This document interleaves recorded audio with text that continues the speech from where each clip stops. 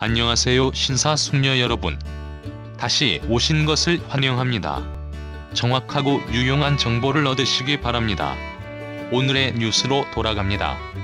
그런데 김다현 양이 이미 불과 3개월 전에 타방송국의 트로트 경연 프로그램에서 준우승까지 수상했는데 과연 또다시 TV조선의 미스트롯에 출연하는 게 일반인들이 봤을 때 받아들일 수 있는 수준이냐 하는 것입니다. 김다현 양을 아는 사람들은 비판 여론이 많은 모양입니다.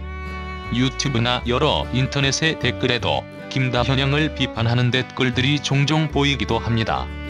일반인들이 생각하기에 이것은 다른 한 번도 이런 경연대회에 출전해보지 않은 출전자의 기회를 빼앗은 것이 아니냐 하는 것입니다. 공정성의 입장에서 봤을 때도 일반인들의 이런 시각은 일리가 없는 것도 아닙니다.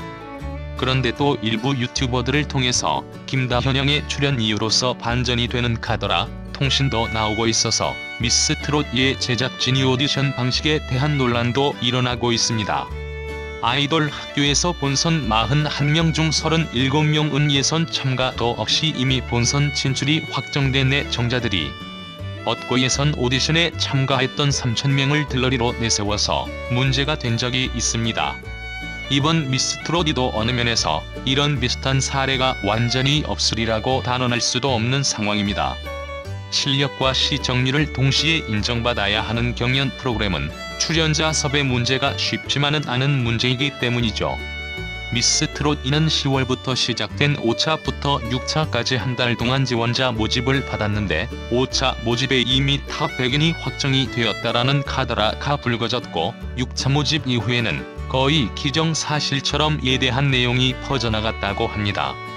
실제로 5차 모집 때 이미 미리 최종 100인에 확정됐다는 참가자의 증언도 있었다고 합니다. 즉 10월 30일 마지막 마감일이 돼서야 6차 지원자들의 메일이 한꺼번에 확인이 되었는데 그 한 달 동안 지원했던 수많은 일반인 참가자들은 경쟁률만 높여준 들러리가 된 상황이고 애초에 지원자들이 보낸 오디션 영상을 보지도 않고 심사도 없이 탈락되었을 가능성이 많다고 볼 수 있기 때문이죠. 김다현 양이 경우만 하더라도 MBN에서 보이스트롯이 10월 2일까지 방영되었고 미스트롯2의 5차 모집이 시작된 시점이기에 미스트롯2의 오디션에 미스트롯2의 제작진으로부터 이미 섭외를 받았고 김다현 양이 직접 출연하지 못하는 대신 아버지가 대신 출연했다는 이야기들이 돌았습니다. 미스트롯2 스케줄 상황을 정리하면 아래와 같다고 합니다. 10월 1일 5차 모집 시작 10월 초 2차 영상 오디션 최종 오디션 시작 10월 9일 지원자의 최종 합격 통보 10월 15일 6차 모집 시작 10월 21일 전체 불합격 통보 10월 23일 최종 합격자들 티저 촬영 10월 27일 공식 기사 보도 10월 29일 티저 영상 공개 10월 31일 모집 마감 6차 지원자 메일 한꺼번에 확인됨 11월 9일 첫 녹화 미스트롯2 제작진은 10월 1일 미스트롯2의 5차 모집 공고를 냈습니다. 그리고 그 이후 김다현 양을 비롯한 보이스트롯 멤버들이 미스트롯2에 합류합니다.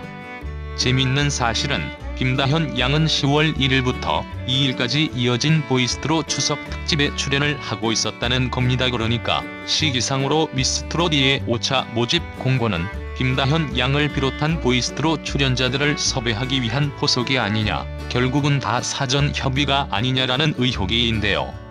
이 이야기는 섭외로 실제로 보이스트롯에 참가한 달샤벳 수빈이 미스트롯2의 출연 제의를 받았다는 것으로 유명인 섭외는 카더라가 아닌 사실로 드러났었습니다.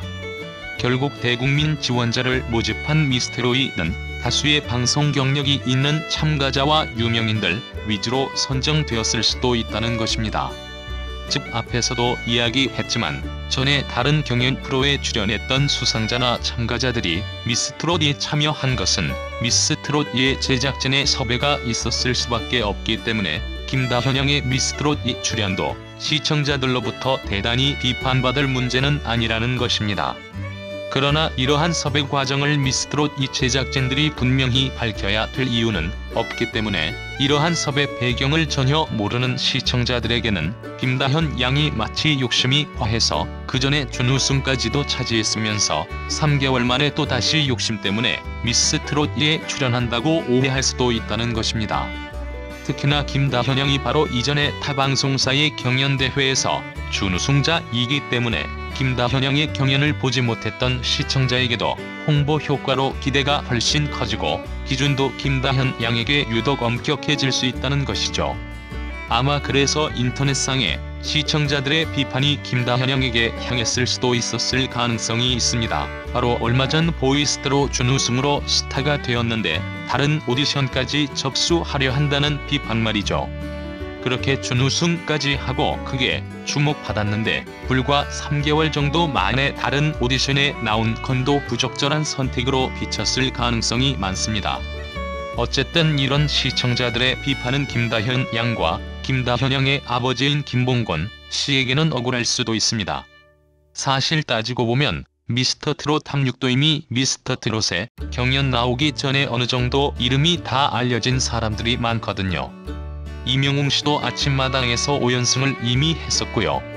이번에 강력한 경쟁자로 꼽히는 전유진 양도 2020년 초반 MBC의 경연에서 이미 준우승을 한 경력을 가지고 있습니다. 그런데 유독 김다현 양에게만 비판의 화살을 쏘아대는 건 공평하지가 않지요. 김다현 양은 12살이 된 소녀지만 어린 나이에 맞지 않는 깊이 있는 목소리로 시청자들을 사로잡은 인물이죠. 이미 김다현 양의 천년 바위는 유튜브에서 400만이 넘는 조회수를 기록할 정도로 폭발력을 가지고 있고 특히나 또 다른 트롯 신동인 전유진과의 맞대결에도 미스트롯 이 제작진 입장에서는 충분히 관심을 가졌을 법합니다. 시청자 입장에서도 그 맞대결을 충분히 흥미를 가지고 볼 것이 분명하고요. 미스터트롯의 귀염이 정동원 군의 위치는 충분히 차지할 수 있는 제목이 될 수 있을 테니까 말이죠. 예를 들자면 탑 100명 중에는 걸그룹 멤버부터 인기 연예인 미스트롯 1 경연 참가자 심사위원단과 친분이 두터운 가수들 TV조선 예능과 관련된 참가자 나타 방송국 트롯 공연 프로그램 참가자들까지 세부적으로 살펴보면 김소유 정혜진 진달래 소유미 등 영텐 멤버들은 심사위원인 임영웅 영탁과 친분이 있는 가수들이 있고요. 특히 윤희 씨는 영탁 씨와 열애설까지 났던 인물이라고 하고 김태하 씨는 마스터 중 한 사람인 동방신기의 김준서 씨의 사촌 동생입니다. 이 밖에도 박슬기 씨는 TV조선의 예능 프로그램 아내의 맛에 출연 중이고 정혜 씨는 사랑의 콜센터 상담 직원으로 출연 중입니다. 이들이 노래 실력을 가지고 당당하게 의심을 뚫고 탑 100으로 올라간 것일지 아니면 그들을 위해 짜여진 판에 10,000명에 가까운 출연자들이 결국은 들러리가 된 것일지 경연에 출연했던 출연자들은 의문을 던질 수밖에 없을 겁니다. 오디션 마감일이 10월 31일인데 탑 100의 티저 영상 촬영이 10월 23일에 끝나는 상황도 그 의문 중에 하나라고 합니다.